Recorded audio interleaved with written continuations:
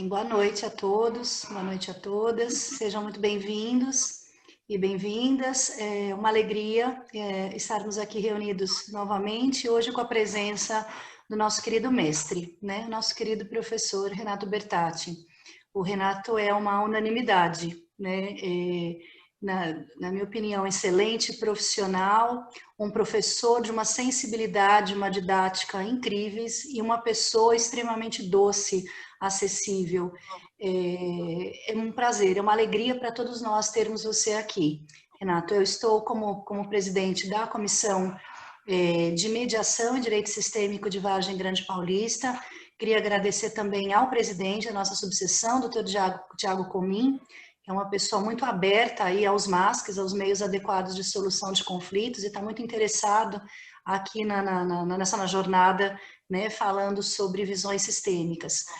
E eu vou fazer, coube a mim, Renato, depois de falar da nossa alegria aqui em tê-lo conosco, em dar as boas-vindas, em fazer uma breve apresentação aqui tua, que com certeza não faz jus a toda a tua trajetória, que ficaríamos aqui falando muitas páginas aqui do teu currículo e da trajetória de vida tão bonita que você tem dentro do caminho da medicina, dentro do caminho das constelações, do caminho da docência. Então, a gente fez um resumo, tem muita coisa bacana para falar, e então eu vou fazer uma breve apresentação aqui tua. Espero que faça jus a um pouco tudo que você merece. O Dr. Renato Bertatti é médico, né, formado desde 1989, especialista em parasitologia, alimentação, treinador em oxoterapia e meditação, formação em bioenergética, conheceu o trabalho das constelações familiares lá em 1997, bastante tempo. Formou-se na primeira turma do Brasil em 1999 com a Mimanza. Acompanha os trabalhos de Bert Hellinger há mais de 18 anos, no Brasil, na Alemanha, México, Colômbia, Argentina. Trabalha com medicina holística há mais de 28 anos e com psicoterapias em grupos e consultórios também há mais de 25 anos. Foi o primeiro terapeuta a ministrar treinamento em constelação familiar sistêmica no Brasil. Trabalha com consultoria sistêmica empresarial. É o único brasileiro que participa das formações em constelação da Hellinger Schur Fora do Brasil. Publicou um livro, Adoção, Como Alcançar o Sucesso, um olhar sistêmico no processo de adoção. É coordenador, né, atualmente dos cursos de pós-graduação em formação em constelação familiar da Hellinger Schur e da Faculdade Inovare. Eu gostaria de também falar um trecho que eu anotei, que eu refleti por muito tempo, Renato, depois do último módulo que eu tive com você, tive o prazer de estar, e foi um módulo impressionante, porque falávamos de saúde na turma da formação na G4, no início do ano, em março, uma semana antes de estourar toda a pandemia e do isolamento, né? Foi o último módulo que nós tivemos presencialmente, e eu escrevi algumas coisas aqui que você falou. Neste módulo de saúde, uma semana antes do isolamento, né, da pandemia, e eu queria compartilhar, porque foi objeto de muita reflexão. Para mim foi algo tão profundo que me tocou tanto que eu fiquei muitos dias pensando nessas frases. Então, o professor Renato nos ensinou o seguinte: quem busca segurança não confia na vida. Epidemias, doenças e sintomas demonstram que há algo errado, que deve ser revisto. Então, devemos ficar muito atentos e despertos e aguardarmos os próximos movimentos. Seguir adiante sempre implica em se expor em algo, mas eu mudo o meu olhar e passo a mudar o meu caminho e as minhas expectativas. Muito obrigada, gratidão, Renato, por todos os teus ensinamentos, por você ser quem é, ser quem foi, ser quem vai ser ainda. Muito obrigada por tudo, gratidão por estar aqui conosco. Seja muito bem-vindo. Obrigado, Daniele. Muito obrigado.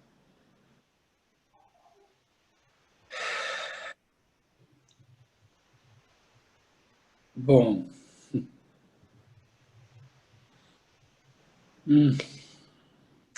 antes de mais nada, que lindo ver essa união de comissões, né, de direito sistêmico. Eu fico muito tocado e e surpreso, né, como vocês conseguem se organizar, se unir, né?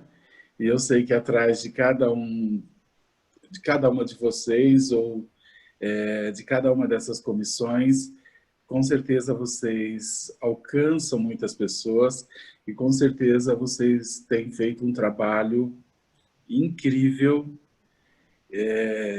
de, em última instância, estar levando amor a situações de conflitos. Em última instância, vocês, advogados, juízes, promotores, desembargadores, enfim, todos vocês que estão ligados à justiça, trabalham. Vocês trabalham com conflitos. E eu não tenho dúvida que todos vocês têm levado muito amor para essas situações de conflitos. E eu também não tenho dúvida, assim como o Bert sempre fala, só o amor pode trazer a paz. Só o amor que cura pode elevar as pessoas e tirá-las da sua dor e colocá-las num outro nível, num outro lugar, onde se pode encontrar a plenitude e encontrar a verdadeira paz diante dos conflitos. Portanto, eu tenho certeza que vocês vêm fazendo um trabalho maravilhoso, cada um da sua forma, cada um do seu jeito, mas eu sei que, em última instância, todas vocês, todos e todas estão falando sobre amor, cada um dentro da sua área, da sua forma, e é emocionante ver isso, né? É muito emocionante.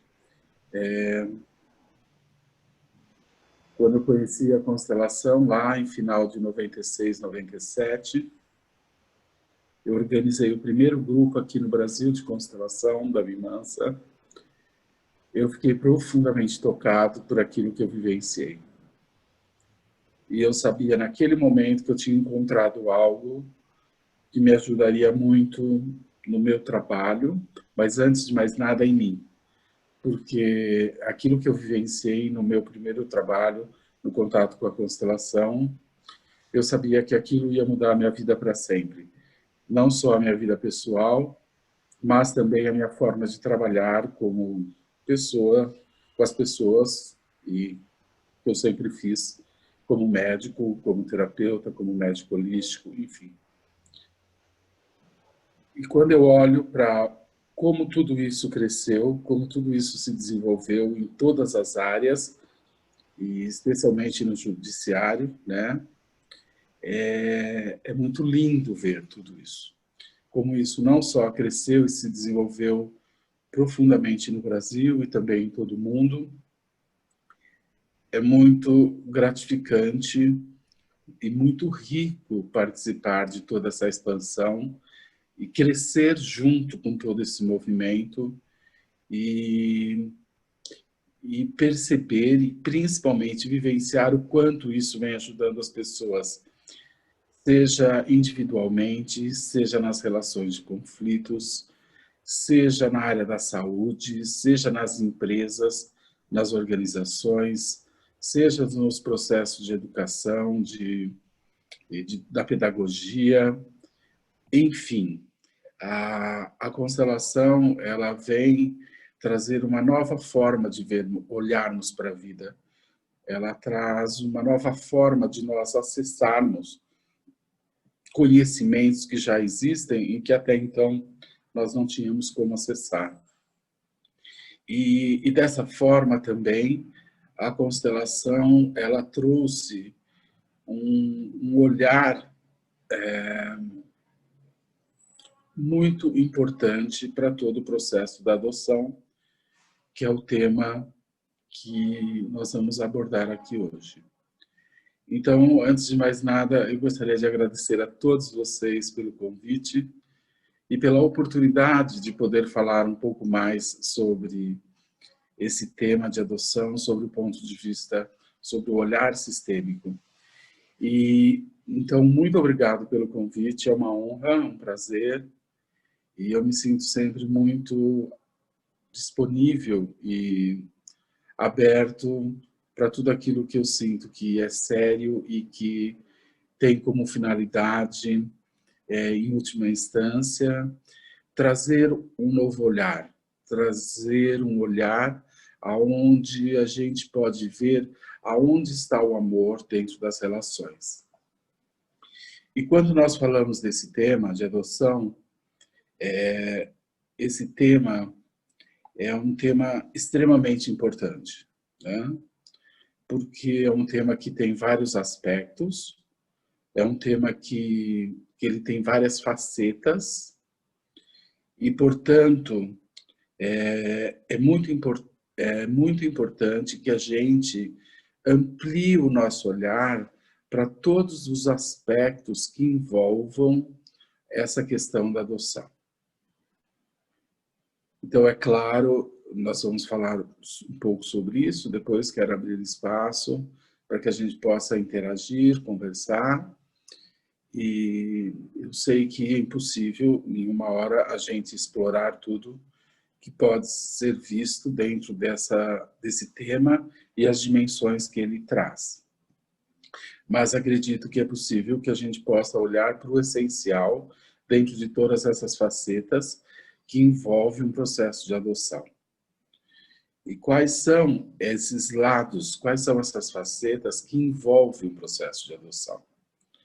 Bom, basicamente isso envolve os pais biológicos, envolve os pais que adotam, envolve o processo de adoção, muitas vezes envolve também o judiciário, que é onde se legaliza esses processos, e eu digo muitas vezes porque muitos processos de adoção acontecem sem passar por essas vias, e envolve o principal aspecto, que é o da criança. A criança é o objeto do qual se reside o centro de todo esse processo. Então, olhar para um processo de adoção, para que ele possa ter um sucesso, é extremamente importante que a gente olhe e contemporize todos esses aspectos, porque em todos eles pode ter dinâmicas que pode trazer sérias consequências ou mesmo muitas dificuldades ou se tornar empecilhos para que uma adoção tenha sucesso. Então, eu queria falar brevemente sobre esses aspectos, né, para que a gente possa desenvolver esse olhar. E eu queria começar primeiro falando sobre os pais biológicos. Num processo de adoção, acaba-se tendo um pensamento muito frequente, que é que os pais biológicos não são bons pais. Existe um pensamento frequente, ou uma crença frequente, atrás dos pais que entregam um filho para adoção, e muitas vezes, especialmente a mãe, de que essa mãe é uma má mãe. Uma mãe que não ama seu filho, uma mãe que não está interessada nesse filho e que, portanto, de cara, na maioria das vezes, as mães biológicas, elas são imediatamente excluídas do olhar nesse processo de adoção, porque inconscientemente existe esse pensamento. Uma mãe que entrega um filho para adoção não é uma boa mãe e, portanto, ela não tem direito e, portanto, nós imediatamente excluímos ela do nosso olhar. E o que normalmente faz a gente excluir ela desse olhar é esse pensamento, esse julgamento de que uma mãe que entrega um filho para adoção não ama seu filho e não é uma boa mãe. Então, esse pensamento vezes faz com que as pessoas sequer olhem ou considerem a mãe biológica dentro dessa situação. Ou seja, ela é automaticamente excluída através desse pensamento. Então, esse pensamento, ele vem se mostrado, na minha experiência, um pensamento muito equivocado. Ele vem se mostrado um pensamento muito... um julgamento muito superficial e que não é correto e normalmente não é justo. Quando a gente olha para essas mães que entregam os seus filhos, não importa por qual motivo, ela faz isso com muita dor, com muito sofrimento. E essa mãe que entrega esse filho, em última instância, ela o faz porque ela quer que esse filho tenha a condição de ir adiante. Em última instância, uma mãe, quando entrega um filho, ela deseja algo de bom para esse filho. E ela sente, em última instância, que ela não é a pessoa que tem condição de dar aquilo que esse filho merece. Seja por condições financeiras, seja por condições psicológicas, seja por condições de saúde, seja por condições emocionais, em função de que existe um conflito dentro dela com relação ao pai. Mas, de qualquer forma, quando uma mãe gera um filho dentro de si e entrega esse filho, em última instância, ela quer algo para esse filho que ela não se sente em condição de dar e oferecer. E, portanto, o que move ela a ter e gerar esse filho e não abortá-lo e depois entregar ele a uma instituição, a uma família, no fundo é um ato de amor. É um ato de amor aonde ela abdica do seu direito de estar com esse filho em prol de que essa criança tenha uma chance, uma oportunidade, uma condição que, pelas questões dela, sejam elas quais for, ela sente que ela não tem condição de criar. Ela sente que ela não tem condição de dar. Então, em últimas palavras, ou em outras palavras, o que move lá no fundo a entrega de uma criança para um processo de adoção não é um ato desumano, não é um ato de indiferença, não é um ato de desprezo, e sim um ato de amor. Mas é difícil as pessoas olharem para isso. E essa mulher, quando ela faz isso, essa mãe, ou esses pais, quando eles fazem isso, eles sabem que eles vão ter que carregar algo para o resto da sua vida. Não é algo que eles vão fazer, virar a página e esquecer. Não, é impossível. Eles vão carregar uma dor, um sofrimento, e eles vão lembrar todos os dias que eles têm um filho e que esse filho agora está em outra família. Quando essa criança faz 1 ano, eles vão estar lembrando que esse filho está fazendo 1 ano. Quando ele faz 10 anos, eles vão estar lembrando que esse filho fez 10 anos. E assim sucessivamente. Portanto, essas mães, elas entram num processo, embora o façam em última instância por amor, elas entram num processo de muita dor, de muita culpa, de muito sofrimento, de muita saudade.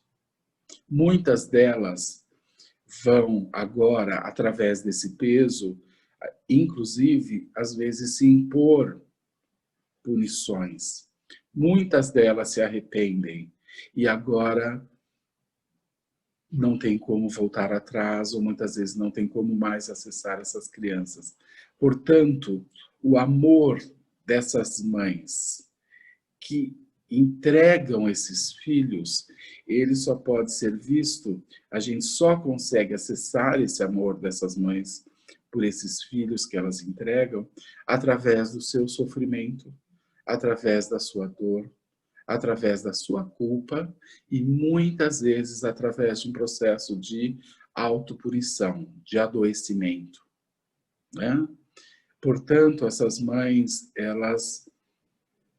o ato da entrega desse filho é um ato de muito sofrimento, de muita dor.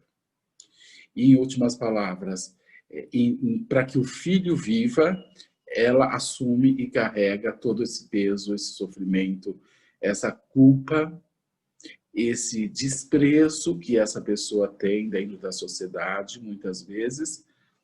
E por quê? Porque essas pessoas, na superfície, são vistas como más mães. Ou como se uma mãe que tivesse amor por um filho jamais teria condição ou coragem de doá-lo. Mas é exatamente o contrário. Muitas vezes, exatamente porque ela tem uma consciência de que ela não tem condição de dar algo a essa criança, que faz ela doar esse filho. Então, ela abdica de um direito que ela tem em prol da sobrevida e de uma melhor condição desse filho. Mas, na superfície, essas mulheres são vistas como pessoas más, pessoas frias e insensíveis. Mas isso não é a verdade. Toda vez que nós olhamos para esse tema dentro de uma constelação, nós podemos ver claramente toda a dor, todo o sofrimento, ou, em outras palavras, nós podemos ver claramente o amor que essas mães têm por esses filhos que entregaram para adoção, através da dor e do sofrimento. Portanto, o amor, ele se expressa de várias formas. Ele não se expressa só através do carinho, do afeto, do se doar.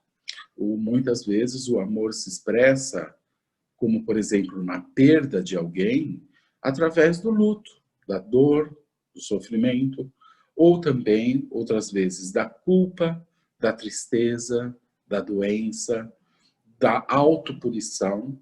Então, atrás disso, o que existe é um amor, né? Um amor de expiação, um amor de sofrimento. Mas isso é amor. Isso é um amor que adoece, mas é amor. Um amor que aguarda, um amor que espera por um processo de purificação, como o Bert costuma chamar. Então, olhar sistemicamente para esse aspecto, essa faceta da adoção, que é a mãe biológica, requer que a gente abdique dos nossos julgamentos, dos nossos valores morais, das nossas crenças, para que a gente olhe e possa acessar o que realmente existe por trás dessas mães. Bom, esse é o primeiro olhar. Isso é um olhar sistêmico para essas mães biológicas e pais biológicos. Não falamos muito do pai, mas tudo que nós falamos da mãe, também nós falamos do pai. O pai também vive esse sofrimento, o pai também vive esse peso, o pai também vive essa situação onde ele não sente que ele tem condição. E, enfim, tudo que falamos da mãe, também falamos do pai. Mas é que, em última instância, na maioria das vezes, essa decisão acaba sendo da mulher, da mãe. Bom, então agora eu gostaria de falar sobre um olhar sistêmico sobre os pais que adotam, os pais adotivos. As pessoas que adotam. Aí também existe um pensamento comum e frequente sobre as pessoas que adotam as crianças. E ao contrário do pensamento frequente das mães biológicas, que elas são as más mães, existe o oposto disso também em relação às pessoas, as mães que adotam as crianças. E aí existe um pensamento frequente, e o pensamento frequente disso é o contrário. que as pessoas que adotam uma criança, essas sim são boas pessoas. Essas são pessoas que realmente amam e que têm condição, e são pessoas muito boas, e pessoas muito amorosas, pessoas que estão fazendo uma grande façanha por uma criança que está precisando de um lar ou precisando de um cuidado. Então, da mesma forma que existe um pensamento comum e frequente sobre as mães biológicas, existe também um pensamento comum e frequente sobre as mães ou os casais que adotam. E uns tendem a ser vistos como maus e os outros tendem a ser vistos como bons. Uns são vistos como os que entregam os filhos, pessoas que não amam, e os que adotam como as pessoas que amam. E, de novo, isso também não é um pensamento verdadeiro. Não porque essas pessoas que adotam não são boas pessoas, não por isso. Mas porque muitas vezes o motivo que leva essas pessoas a adotarem não são motivos legítimos que justificam essa adoção. Muitas vezes, nos processos de adoção, o que leva essas pessoas a adotarem não é necessariamente um ato de amor direcionado para a criança. Eu vou me explicar melhor sobre isso. Quais são os motivos que levam pessoas a adotarem um filho? Né? Quais são os motivos que existem por trás disso? Podem existir muitos motivos. Inclusive, um motivo legítimo, que é aquele que normalmente leva ao sucesso num processo da adoção. E o motivo legítimo que tende a trazer sucesso num processo de adoção seria essas pessoas elas se sentirem tão plenas de tudo que recebeu dos seus pais, elas sentirem que elas são tão ricas e têm tanta disposição e tanto amor dentro de si, que elas estão dispostas a dar e a doar o seu tempo, o seu amor, o seu dinheiro para uma criança que precisa de cuidados. Então, quando uma adoção ela é feita através desse olhar, o olhar dessas pessoas que adotam, de fato, é um olhar voltado para a criança. Eles, de fato, estão olhando para a criança, de fato, eles estão interessados no bem-estar da criança e vão fazer de tudo para que essa criança fique bem. Vão fazer de tudo para que essa criança tenha o melhor. Porque o foco deles, o olhar deles é voltado para a criança, para esse ser que é o centro desse tema, do processo de adoção. Então, são pessoas que estão dispostas a fazer tudo o que essa criança precisa, são pessoas que estão dispostas a dar tudo aquilo que essa criança necessita, e são pessoas que não estão voltadas para o seu interesse pessoal, e sim são pais que estão dispostos a fazer o melhor para a criança, mesmo que isso não seja o melhor para si. Por quê? Porque o olhar deles é para a criança, para a necessidade e para as prioridades da criança. Porém, a realidade é que não são todas as pessoas que estão numa fila de adoção ou que pleiteiam cuidar de uma criança que precisa de cuidados, que tem esse olhar. Ou seja, o que significa isso? Significa que muitas vezes o real motivo que faz uma pessoa a querer adotar uma criança não é uma necessidade de dar amor, afeto, carinho. Muitas vezes o que leva uma pessoa a uma adoção pode ser motivos, às vezes até leviano. Por exemplo, às vezes o casal não pode ter filhos e e o casamento está correndo risco. E, portanto, muitas vezes casais recorrem a uma adoção para tentar salvar o casamento. E quando uma adoção é feita baseado nesses pensamentos e nesses impulsos, o olhar dessas pessoas está na criança ou está no casamento. É claro que quem adota para tentar salvar o casamento, o olhar deles não é na criança, e sim no casamento. E, portanto, quando a gente olha sistemicamente para essas situações, essas pessoas que adotam, elas não olham para a criança, elas não cuidam da criança. A criança muitas vezes se torna um peso, muitas vezes essa criança se torna um estorvo. Por quê? Porque eles buscam essa criança para salvar um casamento e agora eles têm dois problemas. O casamento, que vai permanecer em crise, e normalmente agora o trabalho que essa criança vai dar, em função dessa criança não se sentir vista, não se sentir atendida nas suas necessidades essenciais. Portanto, são crianças que chegam e não encontram necessariamente um ambiente de amor ou um ambiente de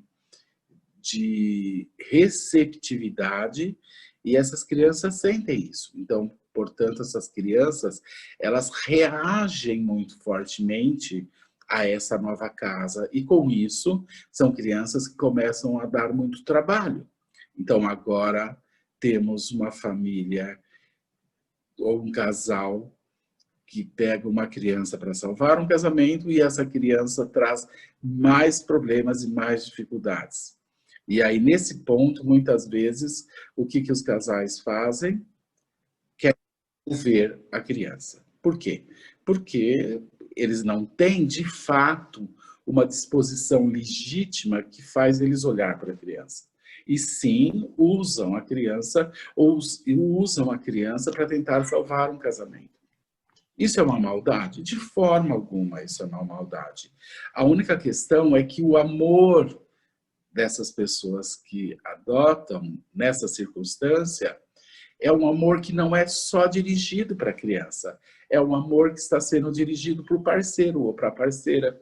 Portanto, a direção desse amor não é em relação à criança. A disponibilidade desse amor não é voltada para a criança.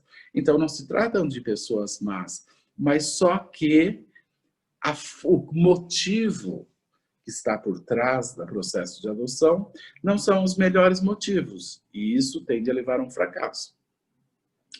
Outras vezes, o que leva pessoas a adotar, casais a adotar uma criança, é o fato deles terem perdido um filho. A dor da perda de um filho, muitas vezes, faz com que casais adotem uma criança para substituir essa criança que morreu. Muitas vezes querendo dar até o mesmo nome, ou muitas vezes nem olhando de fato para essas crianças. Em outras palavras, eles olham através dessa criança para o filho que morreu. E com isso, essa criança ela nunca se sente de fato vista, porque ela está ocupando o lugar de uma criança que morreu. E, portanto, essa criança ela não sente que ela é vista, porque esses pais, eles no fundo esperam encontrar nessa criança que foi adotada o seu filho legítimo. E, portanto, é lógico que essa criança ela vai viver uma confusão, ela vai dar trabalho. Por quê? Porque o motivo real que levou, de novo, essas pessoas à adoção não é aquela criança que está precisando de algo, e sim eles que querem, por muita dor, por muito sofrimento da perda de um filho, tentar amenizar a dor que eles sentem. Então, de novo, não são pessoas más, mas sim são pessoas que direcionam o seu amor para quem? Para o filho ou para a filha que morreu. Então, esse pode ser um motivo que também tire força e possa trazer grandes complicações no processo de adoção. Claro, existem outros motivos ainda. Alguns, impressionantemente, até levianos, né?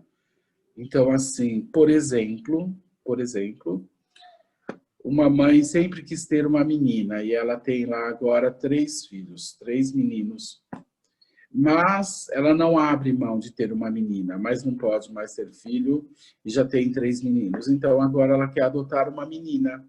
Porque como ela sempre sonhou em ter uma menina ou um menino, então agora o que define o interesse dela pelo processo de adoção é puramente uma questão do sexo da criança.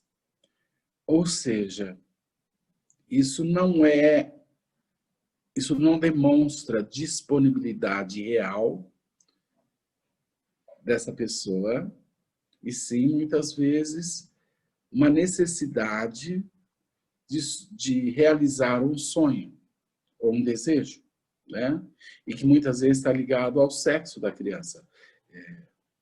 E porque eles simplesmente não têm um filho, ou sempre desejaram um filho de um determinado sexo e não puderam ter. Então, de novo, não se trata de maldade, mas sim da quem e a forma que essas pessoas direcionam esse amor. Então, em últimas palavras, ou em outras palavras, todo processo de adoção, ele só tem sucesso quando, partindo do ponto de vista daqueles que fazem a adoção, quando eles o fazem pelo melhor motivo, pelo motivo legítimo, que é uma necessidade de dar, cuidar e expressar amor. Mas é um fato que nem sempre isso é feito por esses motivos. E, portanto, geralmente é o que está por trás de muitos processos de adoção não obterem sucesso e, pelo contrário, terem muitas dificuldades. Bom, então agora quero falar sobre o outro aspecto disso tudo, que é os aspectos legais ou jurídicos que tem atrás disso. Cabe, na maioria das vezes, ao judiciário ou às instâncias ligadas a isso, realizar e concretizar esse processo de adoção, né? As assistentes sociais, os juízes, enfim, todas as pessoas, os advogados, todas as pessoas envolvidas nisso. Portanto, essas pessoas, ou vocês, né? Estamos falando de vocês. Vocês desempenham um papel fundamental e essencial nesse processo, né? Porque vai chegar a vocês, pessoas interessadas, e vocês vão ter que avaliar todo esse processo. Então, vocês terem um olhar sistêmico para tudo isso, ou às vezes mesmo até a utilização da constelação para ver qual é o lugar onde essa criança fica mais seguro, vai ser decisivo no destino dessa criança. Isso vai ser decisivo para o futuro e para o destino dessa criança. E olhar para essa criança de forma sistêmica é vocês contemplarem todos esses aspectos, tirarem essa ideia da mãe biológica má ou dos pais adotivos bons e se expor e tentar sentir e ver, e a constelação é extremamente útil nesse momento, aonde que é o lugar que a criança vai ter mais segurança, qual é o melhor lugar para essa criança ter segurança. E via de regra, o melhor lugar para a criança, o lugar onde ela fica mais segura, é na família de origem. Se os pais não podem, se a mãe não pode e não quer, essa criança deveria tentar ser levada ao pai. Se o pai não quer ou não pode ou não existe, essa criança deveria ser levada aos avós. Se eles não existem ou não podem ou não querem, então essa criança deveria ser levada aos tios, tanto de um lado como de outro, sempre começando pela família da mãe e depois pela família do pai. Então, a adoção seria, em último caso, por pessoas de fora, seria a última opção. Porque, via de regra, o lugar onde a criança se sente mais segura e mais protegida é dentro do seu sistema de origem.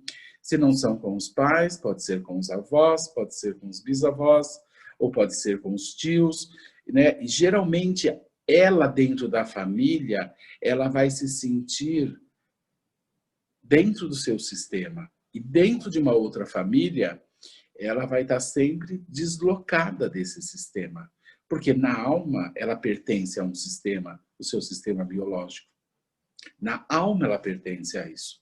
E mesmo que nunca contarem para ela que ela é adotada, ela, no fundo, sempre, na sua alma, ela se sente perdida e deslocada de algo do qual ela pertence, de algo do qual ela é originária. Portanto, olhar para a criança, para o lado da criança, é a gente tentar entender qual é o lugar seguro, o lugar mais seguro para essa criança. E por incrível que pareça, a princípio, normalmente é na família biológica. Outras vezes, por muitas circunstâncias, pode ser, de fato, naqueles pais que estão disponíveis para adotar. Mas quero fazer uma ressalva, especialmente crianças que às vezes crescem dentro de instituições, muitas vezes o melhor lugar para ela permanecer também é dentro da instituição, porque foi ali que ela criou um novo vínculo. Especialmente que crianças que passam anos dentro de uma instituição, muitas vezes a própria instituição se torna um lugar mais seguro para ela, que foi onde ela encontrou muitas vezes carinho, criou vínculos com as pessoas da instituição, se sente segura. Foi ali, muitas vezes, que ela encontrou um novo lar. Então, eu já fiz constelações onde se mostrava o lugar mais seguro para a criança permanecer dentro da instituição, que lá era o lugar que traria menos consequências ruins depois dos traumas que a criança já sofreu para o processo de ser doada. Portanto, quando nós vamos lidar com esse tema, é extremamente importante que a gente desenvolva um olhar desprovido de moral, desprovido de conceitos, para que a gente possa, especialmente vocês, que em última instância são as pessoas que definem isso, ou que estão envolvidas nesse processo, de tentar entender quais são os verdadeiros motivos desses pais que querem adotar uma criança e aonde essa criança ficaria mais segura, e também tentar ver se não existe alguém da família de origem que aceitaria ou que receberia essa criança. Então, quando uma pessoa que está disposta por amor a cuidar de uma criança e que olha de fato para a necessidade da criança, ela muitas vezes, ao pegar essa criança, ela leva essa criança novamente de volta aos pais biológicos ou à família de origem e oferece ajuda, muitas vezes financeiras, quando o motivo que faz essas famílias entregarem a criança são motivos ligados a situações drásticas financeiras, que não tem condição. Então, uma pessoa que olha de fato para a criança, ele não quer nem ficar com a criança, mas ele quer apoiar o melhor para essa criança. E muitas vezes o melhor é essa criança ser criada por alguém da família de origem e eles apoiando financeiramente ou apoiando com educação. Então, amar essas crianças, estar disponível de fato para essas crianças, é sempre buscar o melhor para elas em primeiro lugar. E é claro, se não tem como, se não é possível essas possibilidades, então agora essa pessoa deveria passar por um período onde ela teria a honra, né, de cuidar dessa criança. E o Bert, ele defende sempre, a princípio, não direto o processo de adoção, mas sim a tutela. Então, essas pessoas tomariam a tutela e, por um tempo, cuidando dessa criança e sendo observada, viria se essa pessoa é realmente digna de ter esse presente, que é essa criança, né? E aí, com o tempo, se essa pessoa de fato tem esses cuidados, essa disposição, então aí talvez ela ganharia um processo, o direito de adotar essa criança. Portanto, desenvolver um olhar sistêmico significa a gente olhar para todos os aspectos, sem julgamento, e onde nós, no nosso olhar, nós incluímos todas as pessoas envolvidas nesse processo.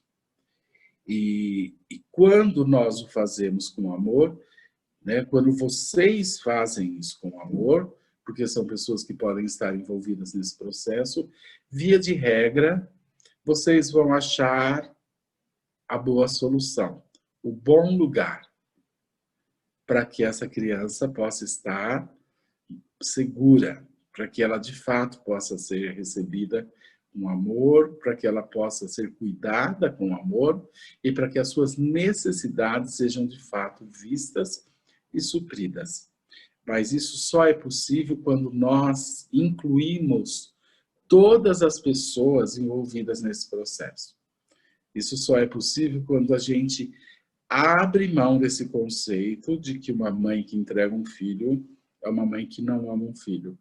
E também é importante que a gente abra mão desse conceito de que todas as pessoas que querem adotar, elas o fazem por amor. Nem sempre. Às vezes fazem por outros tipos de interesse que não é falta de amor pela criança, mas é porque elas direcionam o amor delas num processo de adoção para outras pessoas, para casamento, para filhos perdidos e etc.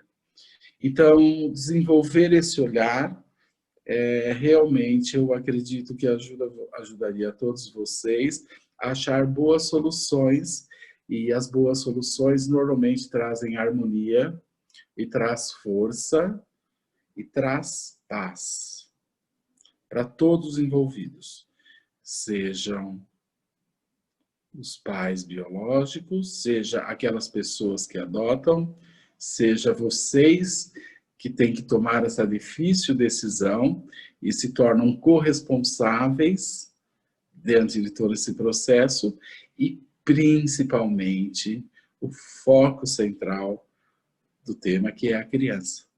Aquela que, de fato, é inocente, indefesa e necessitada e precisa de algo, de alguém para sobreviver.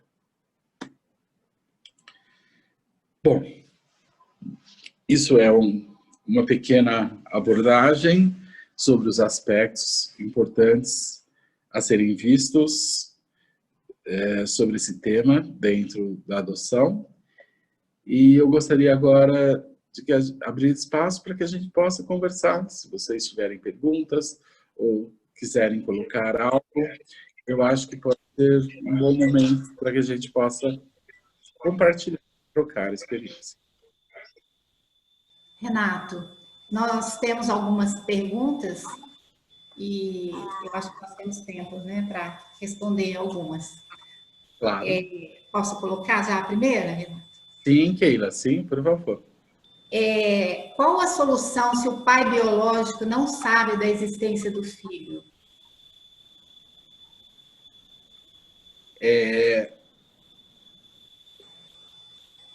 A boa solução para uma situação como essa seria tentar informar, se vocês são da área do judiciário que tem esse poder, a boa solução seria vocês tentar informar esse pai que ele tem um filho. Essa é a boa solução. Muitas vezes, realmente, os pais não sabem, e ao ser negado isso a eles, eles também ficam sem a prerrogativa de poder decidir. E muitas vezes esses pais, ao saber da existência desses filhos, eles realmente se interessam. E se não eles, a mãe deles ou um tio, e muitas vezes essa criança pode ser acolhida e assim permanecer dentro da família de origem. Então, seria importante que ele fosse avisado sobre isso. Ah, mas a mãe não quer. Bom, aí seria importante colocar que o pai tem tanto direito sobre a criança como a mãe. E que, portanto, o pai tem o direito de saber, assim como a criança também tem o direito de saber quem são os seus pais. Então, eu acho que vocês, com amor, poderiam exercer esse direito, colocar isso de forma clara para essa mãe que muitas vezes não quer isso, que o pai saiba quem é.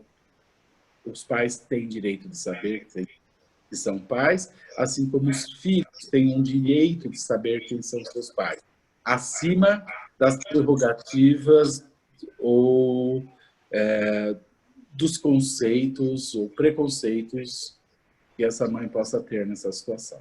A mãe, os pais também têm direito, assim como as mães. Obrigada. No caso de uma adoção de crianças vindas de outros países, Renato, teria algum aspecto sistêmico em especial, nesse caso, para ser observado?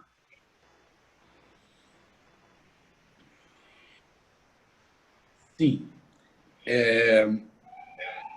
Assim como no Brasil, que às vezes crianças são subtraídas dos pais e entregues a comércio, crianças, muitas vezes nesses países pobres também isso é feito.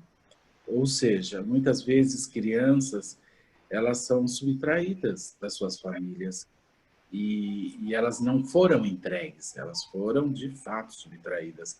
Então eu acho que olhar para esse aspecto, né, e pesquisar esse aspecto, eu acho que é algo muito importante que vocês da área, né, poderiam dar uma atenção. Fora isso, é claro, ela vai estar inserida dentro de uma outra cultura, ainda mais longe, distante das suas origens. Mas, basicamente, isso tem o mesmo efeito de quando ela é subtraída, retirada da sua família de origem, não importa por qual motivo. O efeito, a princípio, é o mesmo, que é sempre muito traumatizante, né? Renato, nós temos mais uma pergunta, depois eu vou passar para a Roberta, acho que eu tenho algumas também. Na visão sistêmica, seria necessário contar para a verdade para o filho adotado? Sim. Todo ser humano tem o direito de saber quem são os seus pais. E não importa quem eles sejam. Negar a uma criança o direito dela saber quem são os seus pais é infringir uma lei básica da vida, né? Todos nós temos um pai e todos nós temos uma mãe. E todos nós, na verdade, viemos de um pai e de uma mãe. E nós temos o direito de saber quem são esses pais. Então, o Bert sempre foi muito enfático nisso. E quando você nega esse direito a uma criança, você internamente está perdendo o direito de ter o respeito dessa criança.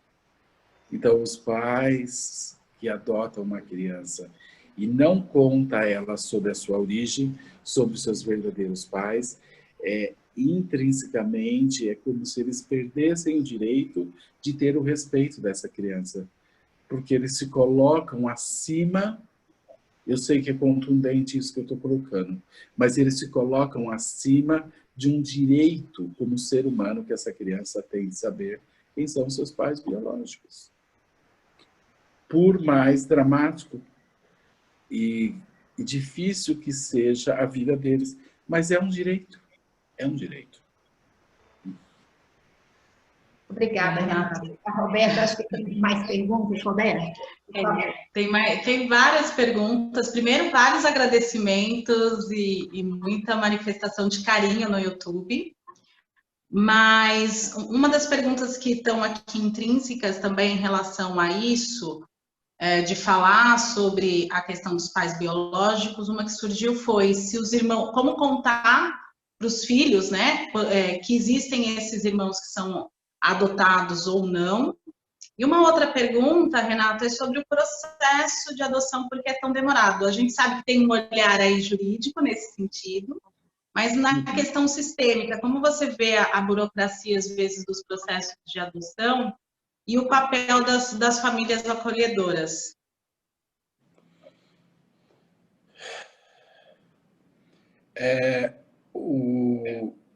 Os irmãos, começando pela primeira parte, os irmãos de uma criança adotada, né?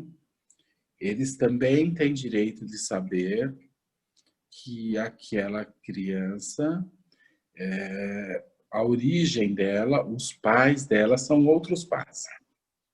E é claro que isso deveria ser feito de uma forma natural. A forma normalmente mais saudável é a forma natural e de que isso aconteça naturalmente desde o início. E, portanto, isso é recebido também de forma natural. Claro, dentro de uma linguagem adequada da idade dessas crianças, ou da ordem que tudo isso chega.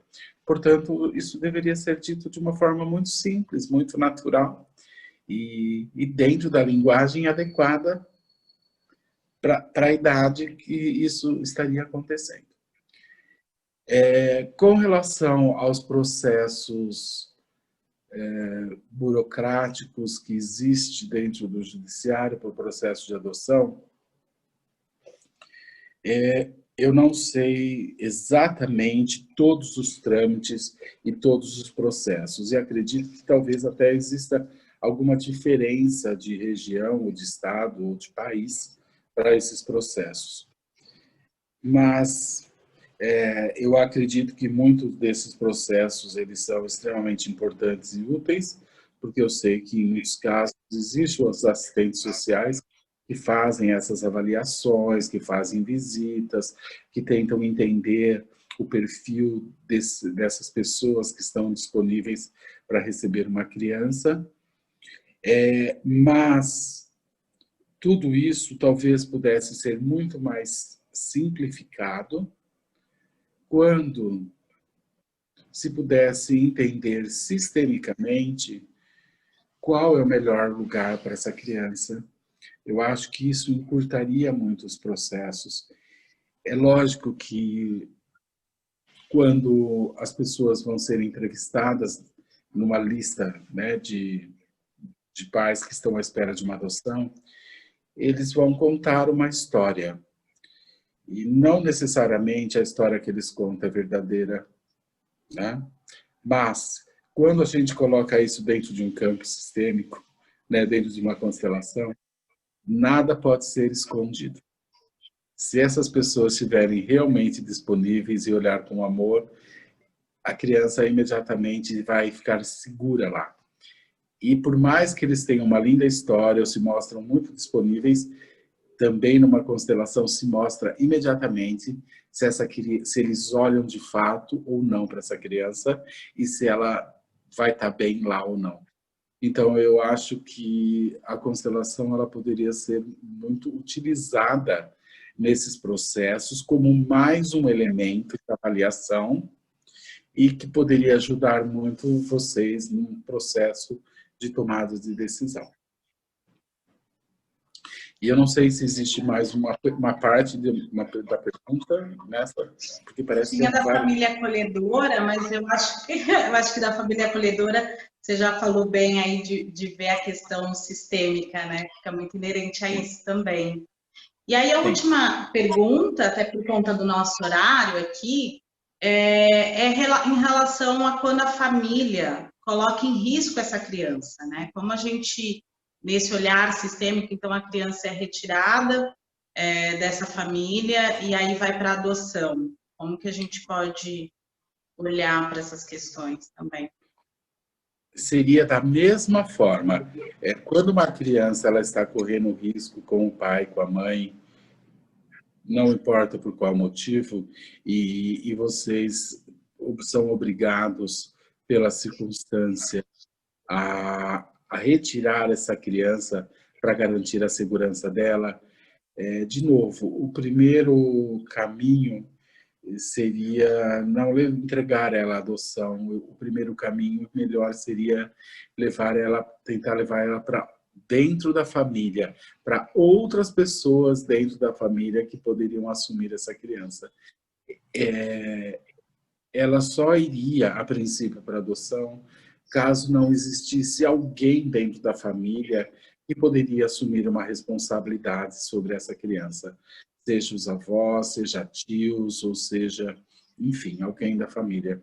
E quando não existir alguém dentro da família, aí talvez, realmente, vocês deveriam ir lá para essa lista, né? Para essa linha de adoção. Esse seria... Sempre a gente busca o olhar mais seguro para ela. Via de regra, eu não posso falar que 100% das vezes, mas na grande maioria das vezes o lugar mais seguro é dentro da família, mesmo que esteja com outro ente da família. Uhum. E acho que a última pergunta aqui nossa nos casos que a adoção já foi efetivada e que existem problemas, né?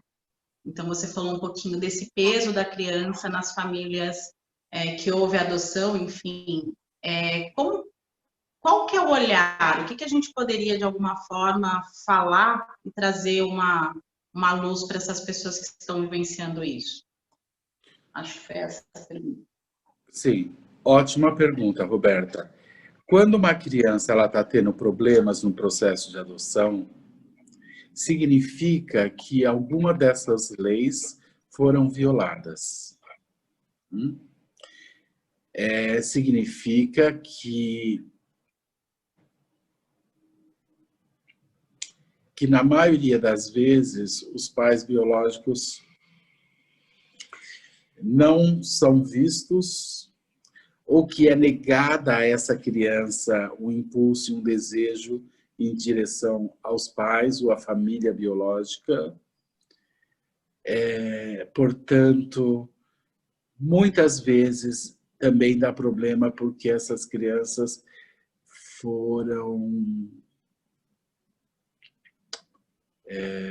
adotadas exatamente para salvar o casamento, e aí ela não é vista. Então, quando vocês estão diante de uma adoção com problema, significa que existe uma dinâmica por trás disso, aonde a criança ela sente que existe essa desordem. Ela sente. Então, todo o processo de adoção com problema ou com dificuldades é um sintoma de que algo não foi visto, de que algo não está sendo contemplado, ou que está sendo excluído desse contexto pessoas essenciais, ou que os verdadeiros motivos para adoção não foram os melhores motivos, ou que está se negando a essa criança um direito que ela tem. Então, as dificuldades, as crianças com problemas no processo da adoção, são a denúncia de que tem uma desordem sistêmica por trás disso tudo. E dá problema mesmo. E a grande maioria dos casos dá problema. Mas é por quê? Porque não se levou em consideração todos esses aspectos. São pais que estão lá para salvar casamento, são pais que estão lá para pôr a criança porque quer uma menininha ou quer um menininho, ou são pais que estão lá porque tem um desejo de suprir um filho que morreu. E é lógico que essas adoções vão dar problema. É lógico que essa criança vai sentir que ela não é vista, é lógico que ela de fato não é vista, e é lógico que ela vai dar problema. Claro que vai dar problema. Sem dúvida. Sem dúvida. Renato. Oi? Às vezes essa criança foi roubada, né? E é entregue, né? e aí não dá problema, e aí ela volta para uma filha dela. Então, todos esses aspectos.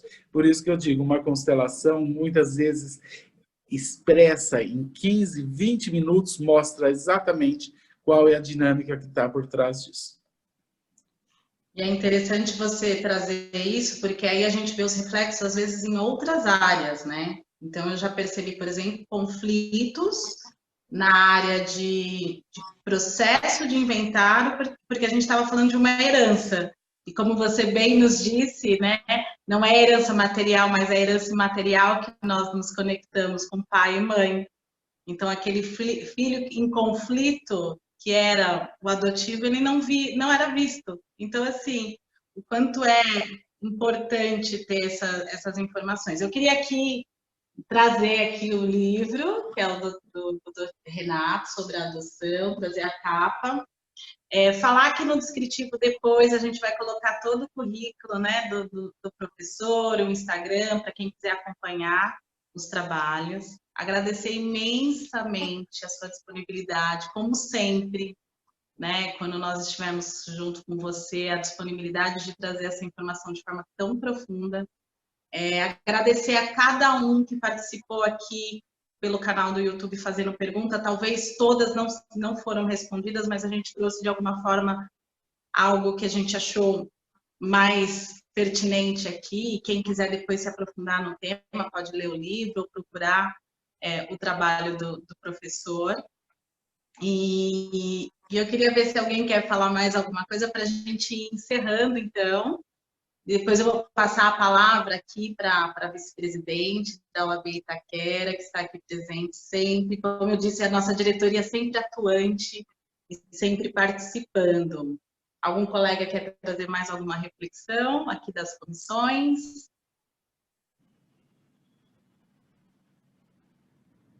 O pessoal está quietinho. Então, eu vou passar, Renata, agradecer então aqui a sua participação. Eu vou passar, então, a palavra para a doutora Isabel Barros, que é a vice-presidente. E aí a gente pede para ela falar as palavras final e depois você encerra trazendo alguma coisa que você queira deixar para o público, né, que está aqui ao vivo com a gente, e depois quem vai assistir. Doutora Isabel. Obrigado, Roberto. Boa noite a todas. Agora, só um instantinho. Boa noite a todas, todos. Cumprimentar também a quem nos acompanha pela rede social, pelo YouTube. Cumprimentar a doutora Roberta, que organizou essa jornada, a todas e todos presentes na sala. A gente já se encontra em alguns momentos aí que a Roberta tem proporcionado. Também cumprimentar o doutor Renato Bertatti. Eu não consegui acompanhar desde o início, peço desculpas porque nós estamos tendo uma semana jurídica, eu fiz a abertura lá, daqui a pouco faço o encerramento também, mas não poderia deixar de vir acompanhar aqui vocês. Que tema muito profundo esse, e assim, eu já vi vários assuntos sobre o direito sistêmico, mas não tinha encontrado esse ainda. E eu fiquei bastante tocada com o que eu ouvi aqui. E confesso, depois eu vou buscar isso no YouTube, que eu sei que vai ficar gravado para conseguir assistir na íntegra. Doutor Renato, é uma satisfação tê-lo conosco. Somos gratos pelos seus ensinamentos, pela sua partilha, e fica o convite aí, foi tão bom, fica o convite para que a gente consiga realizar outros encontros também, porque o tema é extremamente relevante e faz muito sentido, e talvez responda diversos questionamentos, né, para essas crianças que são colocadas nessa condição, e muitas vezes como se fosse um pequeno troféu, ou um pequeno, substituindo, não é, tentando tapar o buraco de alguma frustração. E acho que tem muito a aprofundar, a se questionar sobre isso, e para quem está no direito, né, para quem atua principalmente nas varas de família, são muitas questões, um outro olhar, né, para essas crianças nessa situação. Gratidão a cada um de vocês. Acho que a Roberta, não sei se ela vai ainda querer falar, mas se não, eu agradeço aí pela organização da jornada, Roberta, e essa Comissão de Direito Sistêmico aí que só tem alavancado e feito essa conexão de pessoas tão perto, a gente está tão perto, tão longe, mas estamos todos conectados. Obrigada. Obrigada, doutora Isabel. E é verdade, né? Porque aqui no nosso encontro a gente tem capital, interior de São Paulo, Rio de Janeiro e Minas Gerais, tudo junto em conexão aqui, bem harmoniosa aqui. Eu vou, então, passar a palavra para o Renato, para fazer as suas considerações finais, enfim, eu acho que em nome de todo mundo a gente agradece imensamente, profundamente. E falar também para o pessoal acompanhar, porque a gente vai ter outros colegas participando aqui também, palestrando, então vocês fiquem ligados aqui no canal. Bom,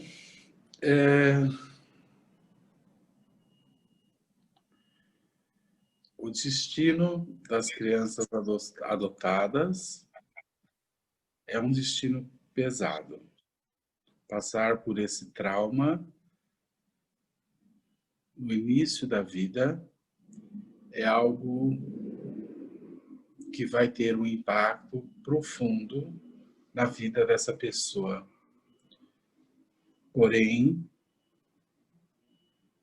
associado a todo destino difícil e pesado, existe sempre grandes presentes. E esses presentes, essas pessoas, elas podem acessar, essas pessoas que são adotadas, quando elas podem, lá no seu coração, ser grata pela vida que recebeu dos seus pais e também ser grata por aqueles que os receberam. Portanto, esse presente, ele só acontece quando o amor volta a fluir no coração dessas pessoas que passaram por essa experiência tão difícil.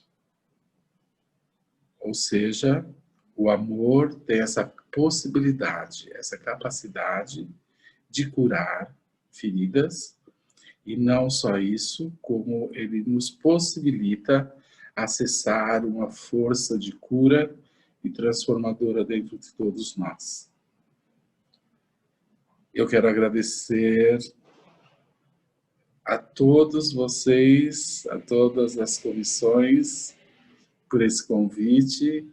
Quero dizer que eu fiquei muito tocado de ver a união de vocês e a organização em poder estar divulgando temas importantes ligados a toda a área do direito. E quero desejar a todos vocês e também a todos que estão nos assistindo tudo de bom e que a gente possa fazer desse momento tão único que o mundo vive algo bom disso tudo. E desejar a todos boa noite e dizer que eu estou muito grato e honrado de estar aqui com vocês. Um abraço a todos. Gratidão, professor. Gratidão a todos os colegas. Uma ótima noite e até breve.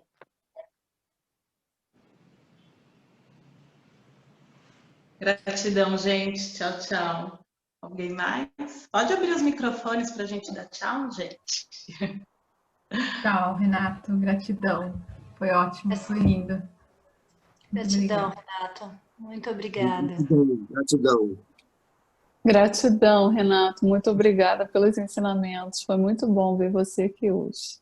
Até a próxima. Gratidão, foi maravilhoso, viu? Estou muito feliz.